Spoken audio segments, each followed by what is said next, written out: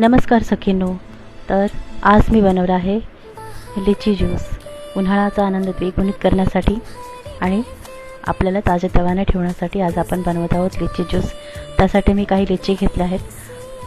त्या तोडून स्वच्छ पाण्यात आपल्याला धुवून घ्यायच्या आहेत.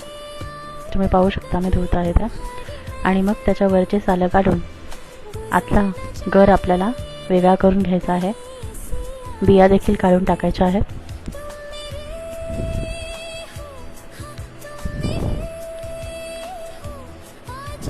तर अशा प्रकारे आपला जेवढा लिचीचा ज्यूस बनवायचा आहे तेवढा लिची आपल्याला स्वच्छ धुवून त्याची सालं काढून आणि बिया काढून त्याचा गर वेगळा करायचा आहे. उन्हाळ्यामध्ये आपल्याला ताजेतवाने ठेवण्यासाठी आणि उन्हाळ्याचा आनंद द्विगुणित करण्यासाठी लिची ज्यूस अतिशय उपयुक्त असा आहे.